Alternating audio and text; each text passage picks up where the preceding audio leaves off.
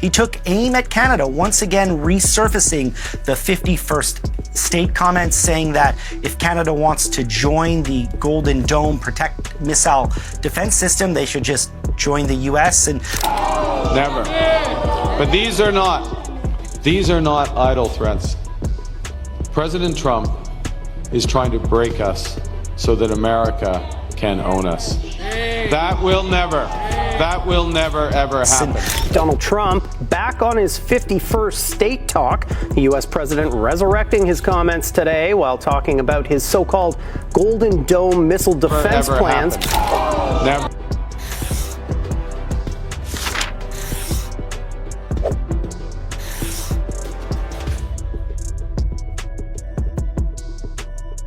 Donald Trump stood before his audience and declared that Canada was nothing more than America's 51st state. It sounded like a joke at first, a familiar kind of bluster that had come to define his speeches. But then came the twist. He tied that remark to defense, suggesting that if Canada truly wanted to be part of America's new Golden Dome missile shield, it could simply join the United States outright. What began as rhetoric quickly turned into a direct challenge to Canada's sovereignty, and the backlash was immediate. Ontario Premier Doug Ford fired back with a sharp reminder: we negotiate from strength, not from weakness. His words weren't random. They carried the weight of recent history. Ontario had once flexed its power by imposing a 25% surcharge on electricity exports to New York, Michigan, and Minnesota, signaling that energy itself could become a bargaining chip in the uneasy trade dynamic between the two nations. Other provinces echoed similar frustration, calling the newest wave of U.S. tariffs completely unacceptable. What initially seemed like a passing insult had now opened a deeper question. Is Canada trapped in an unequal relationship with the United States? Or is this the moment it finally proves it can stand on its own? Canada's response came swiftly, and it wasn't limited to words. Ottawa turned to one of its most potent economic tools, tariffs. The country had faced similar pressure before and knew exactly how to respond. When the U.S. imposed duties on steel and aluminum, Canada countered with retaliatory measures worth nearly 29.8 billion Canadian dollars. The strategy was surgical, not reckless. About 12.6 billion targeted American steel, another 3 billion focused on aluminum, and the remaining 14.2 billion spread across goods ranging from computers to household appliances and even sports equipment. Each category was chosen carefully to apply maximum pressure where Washington would feel it most. Prime Minister Mark Carney made the stakes explicit. Any American vehicles breaching the rules of the U.S. Mexico-Canada Agreement, USMCA, would face a 25% tariff. Finance Minister Dominic LeBlanc reinforced the message: Canada would match every U.S. strike dollar for dollar. These measures, still active as of September 1st, 2025, remain a key piece of Canada's negotiating strategy. They serve as leverage, proof that Canada may be smaller, but it's not willing to play passively, yet tariffs tell only half the story. What has unsettled businesses on both sides of the border even more than the tariff themselves is the unpredictability surrounding them.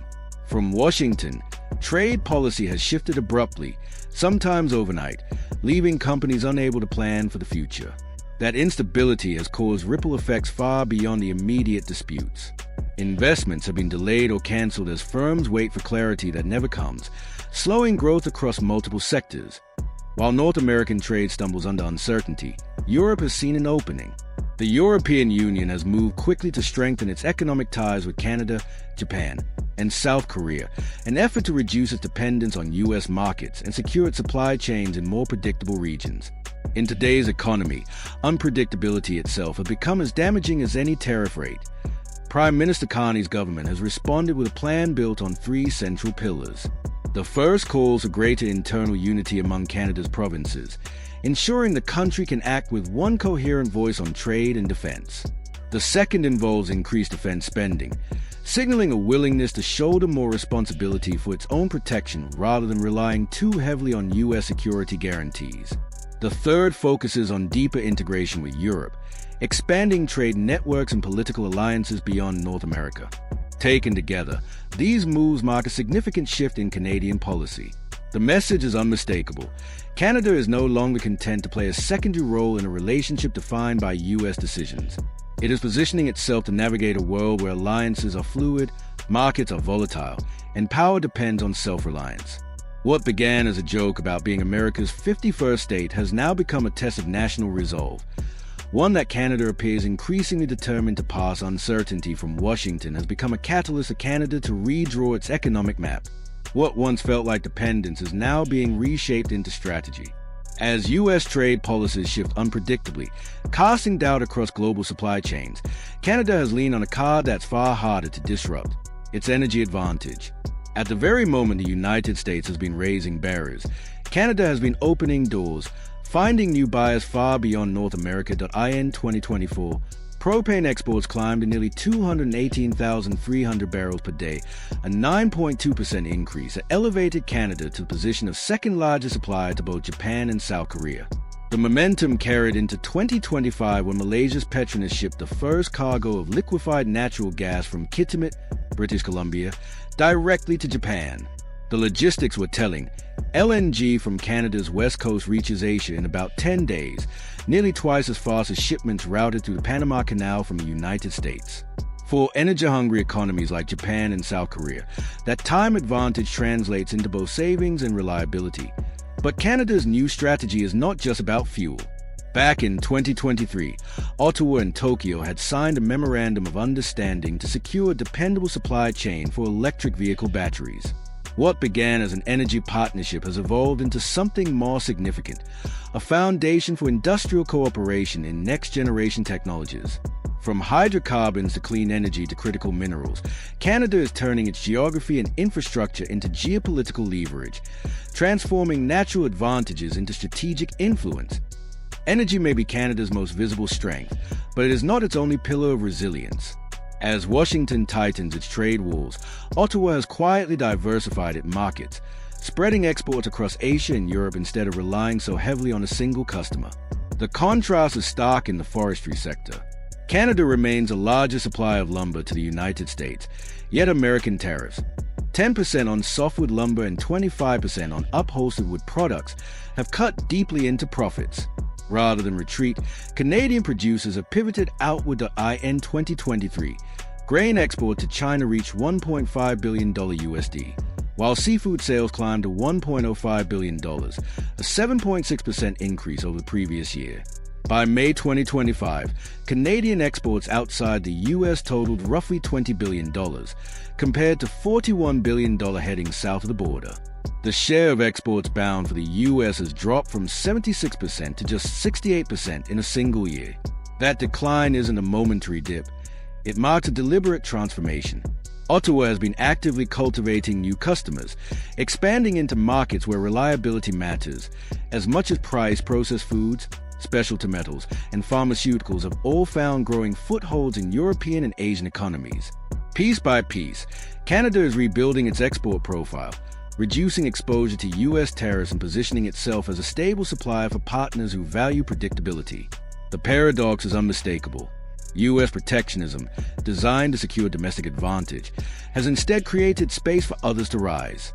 And among those beneficiaries, Canada has emerged as one of the most visible. Every new tariff from Washington has carried unintended consequences. Rather than tightening America's grip on trade, it has pushed allies and partners to explore alternatives. Canada, long accustomed to being defined by its proximity to the U.S., has used this shift to its advantage, filling gaps left by American withdrawal and establishing itself as a dependable node in global supply networks. For many governments and industries, the deeper concern now lies not in the size of U.S. tariffs, but in their unpredictability.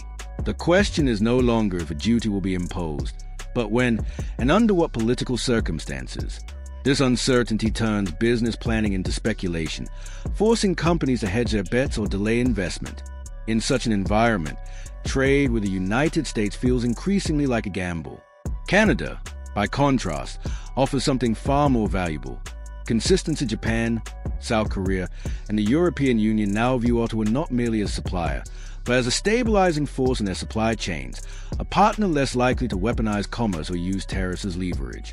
That reputation has begun to attract new investment into sectors that stand at the frontier of economic transformation.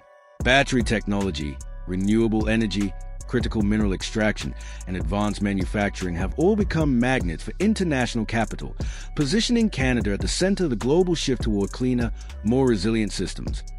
This evolution has turned Canada into what some analysts call a substitute hub, a platform for open trade in an era when others are closing their markets.